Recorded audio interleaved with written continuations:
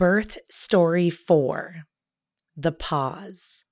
A Moment with Baby and Dad. Mom. She fought many medical conditions, including fibromyalgia and chronic fatigue. Achieved childbirth vaginally with the medical intervention use of Nubain, Tylenol, and an epidural to relieve pain and exhaustion during her long labor. Baby number 1, Libby, born April 19th, weighed 7 pounds. Gestation, 39 weeks, 0 days. Labor. Natural onset of labor. Total labor lasted 36 hours. 7 hours of active labor. Schramm. And she pushed for 20 minutes. Dear Libby, when I first met your mom, she looked so beautiful with you in her belly. She glowed with pride in the strength of overcoming many obstacles, a few of which were due to her struggles with fibromyalgia, chronic fatigue, and interstitial cystitis. Pregnancy put her medical conditions into remission, and she desired to have as natural a birth as possible. The first signs of labor began early in the morning. Your dad called me at 2:30 a.m. to tell me that your mom was cramping and experiencing a few sharp pains while also leaking fluid. I reassured your parents that this was all normal and part of the labor process. Once they were calm, I asked them to rest through the night and to allow the early labor to continue to build. I called your parents around lunchtime to check in and found things were about the same. She was still leaking fluid and had minor cramping, but nothing progressive. She checked in with her doctor, but I didn't get another call until the following morning at 4:45 a.m. This time, the cramping had evolved into strong contractions with occasional gushes of fluid. I told your mom and dad to go back to bed because it could be a long time before your actual arrival, and that strength and rest were some of the most important factors in a safe labor and delivery. Later that morning, I went to check on your mom around 9:30 a.m. She was doing great and having early labor contractions, some of which she felt as painful. I rubbed your mom's belly and felt her uterus contract. The morning was busy. Your mom chatted with her best friend and called your grandparents. They ate Vietnamese food and hydrated with electrolyte-infused water. I gave your mom a relaxing massage and we hung out and practiced many laboring positions in anticipation. You can't be too prepared. At 1 p.m., I told your parents to get rest and to hang out with each other, and that I would be back to check on them later on. It was a beautiful Saturday, and it got up to 90 degrees. There was not a single cloud in the sky, and the breeze off of the lake was amazing. Your mom and dad relaxed in the afternoon, as per my recommendation, and sat on the porch in their rocking chairs, looking at the new roses they had just planted. Your dad called me around 6 p.m. to let me know things had started to progress again, and that your mom wanted me back with them. When I arrived at your home at 7 p.m., your mom was in the tub. She had continued to leak fluid throughout the day and the night. At that time, contractions were 5 to 6 minutes apart, and her pain level was a 3 out of 10. She was yawning in the bath and relaxing to meditation music with many candles lit all around us. It was very peaceful. Your parents told me about their dating story in between your mom's contractions. It was so sweet to let her hear how they fell in love during this time. We helped your mom out of the tub and she labored in the chair in the living room. Your mom was comfortable leaning forward over the back of the chair. The music and candles made another appearance downstairs. Your grandparents were also in the living room and were all helping your mom labor. Your grandmother wiped your mom's head with a cold cloth while I fed her ice chips, and your dad rubbed her back. Around 11 p.m., your mom started to feel some pressure. She even asked me, "Is she just going to fall out?" So we transitioned to the hospital. I placed earbuds playing relaxing music in your mom's ears and sunglasses over her eyes to protect her from being distracted during her admittance to the hospital. She looked like such a rock star. When they asked her how much she weighed, your mom replied, "I don't know, and I don't want to know. Look in my chart."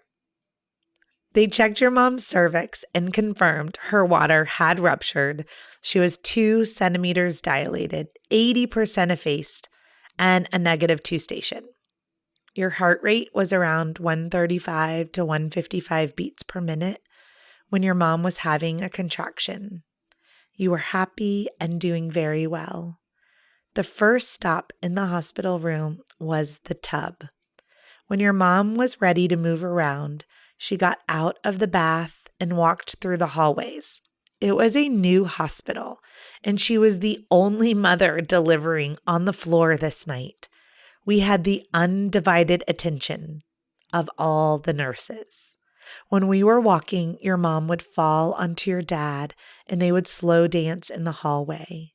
Your mom had practiced visualizations to prepare for labor, and I asked her to envision a flower opening during each contraction. She opened her eyes and said, "The flower is a cut white tulip in a vase." By 6 a.m., your mom was exhausted.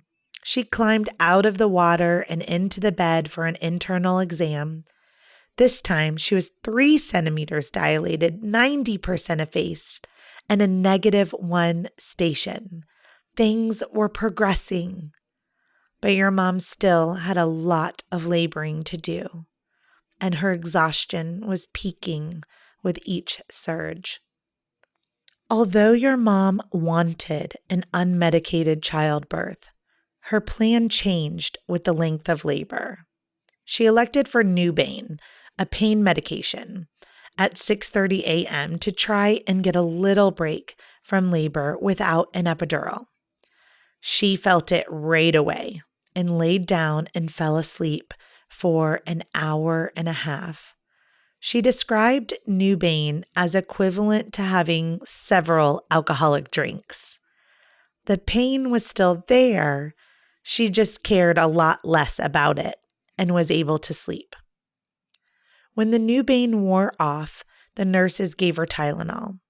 The contractions were building and were now much stronger at 4 to 5 minutes apart.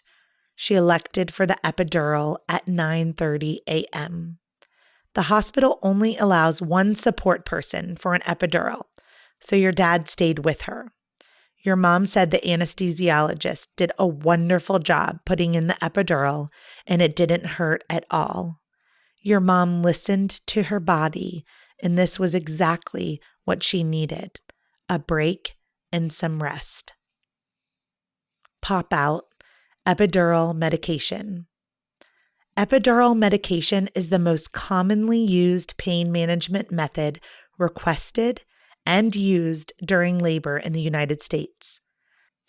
The medications used for an epidural are local anesthetics commonly used with opioids.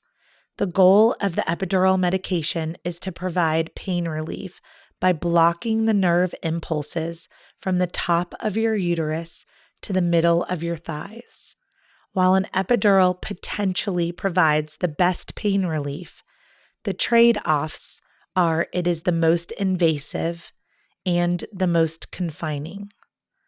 Unlock more about the epidural procedure at birthstory.com.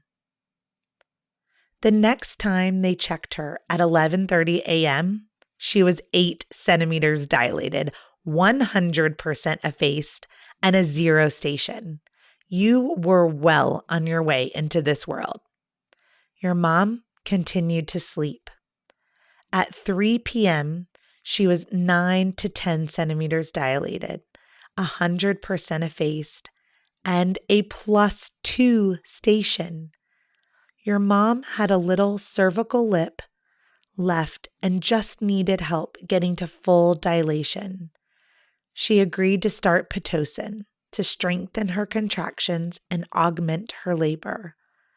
Within the hour, she felt the urge to push and was fully dilated.